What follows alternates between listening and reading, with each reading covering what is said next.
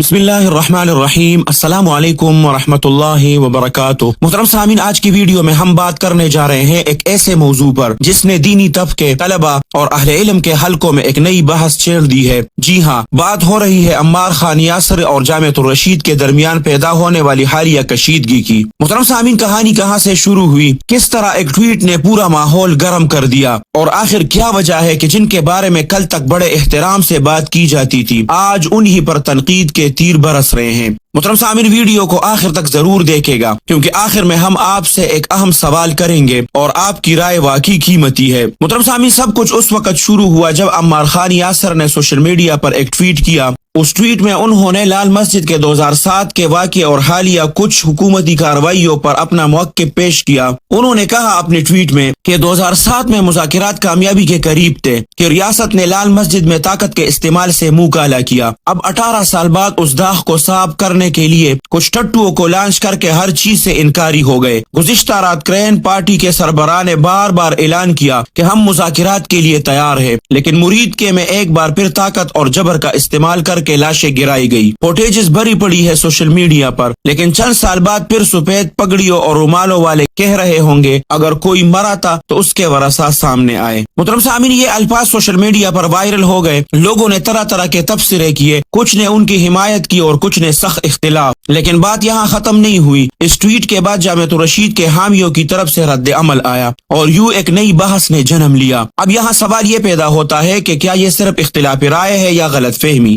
عمار یاسر صاحب نے جو بات کہی اسے بعض لوگوں نے تنقید برائے اصلاح سمجھا اور بعض نے اداروں پر حملہ تصور کیا۔ اصل مسئلہ یہ ہے کہ لفظوں کے انتخاب میں سختی آ گئی، اور جب دینی طبقے کے افراد آپس میں سخت زبان استعمال کرتے ہیں تو نقصان ہمیشہ دین اور نوجوان نسل کو ہوتا ہے۔ اگر آپ غور کریں تو عمار یاسر صاحب نے جو بات کی وہ اپنی فہم کے مطابق ایک سیاسی تجزیہ تھی، لیکن اسے دینی اداروں پر حملہ سمجھ لیا گیا اور پھر رد عمل بھی اس شدت سے آیا۔ چلیے اب ذرا پیچھے چلتے ہیں، تاریخ کے کچھ اوراق کھولتے ہیں تاکہ تصویر مکمل نظر آئے۔ محترم سامعین، ایک وقت تھا جب یہی طبقات ایک دوسرے کے قریبی ساتھی ہوا کرتے تھے۔ ایک یاسر محمد خان جامعۃ الرشید والوں کے پاس بھی تھا جو دینی مجلات اور جہادی تحریروں کے معروف قلمکار تھے۔ کل تک وہی لوگ جنہیں مجاہدین قلم کہا جاتا تھا آج تجزیہ نگار، مصنف اور مقرر بن چکے ہیں۔ اس زمانے میں افغانستان جہاد اور دینی غیرت کے موضوعات ان کی تحریروں کا مرکزی حصہ ہوا کرتے تھے، لیکن وقت بدلا، دنیا کے حالات بدلے اور پھر بیانیے بھی بدلنے لگے۔ کل جو ادارے جہاد اور قربانی کے لیے مشہور تھے آج وہی ادارے علم، اصلاح اور سماجی خدمت کی طرف بڑھ رہے ہیں۔ یہ تبدیلی بری نہیں، لیکن اس کے اثرات معاشرتی سطح پر ضرور محسوس کیے جا رہے ہیں، اور شاید یہی وہ نقطہ ہے جہاں عمار یاسر صاحب اور جامعۃ الرشید کا زاویہ نظر مختلف ہو گیا۔ اب دیکھیے، کل تک کہا جاتا تھا کہ افغانستان میں برپا تحریک ایک مقدس جدوجہد ہے، آج وہاں کے حالات پر مختلف زاویے سے گفتگو کی جاتی ہے۔ کل تک جن رہنماؤں کی حمایت کو دینی غیرت سمجھا جاتا تھا آج انہی پر تنقید کی جا رہی ہے۔ کل تک نوجوانوں کو قربانی، عزم اور جہاد کی باتیں سنائی جاتی تھی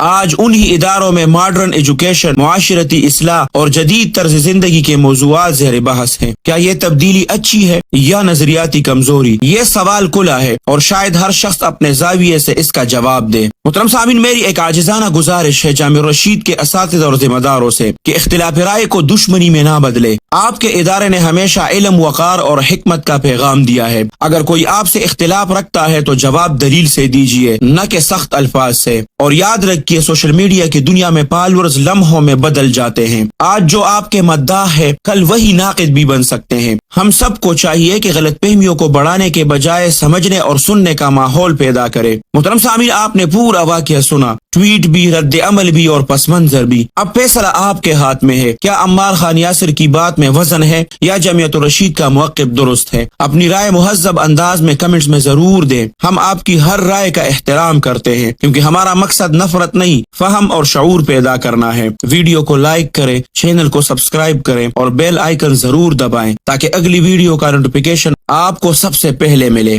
اللہ ہمیں حق بات سمجھنے اور بیان کرنے کی توفیق دے۔ السلام علیکم ورحمۃ اللہ وبرکاتہ۔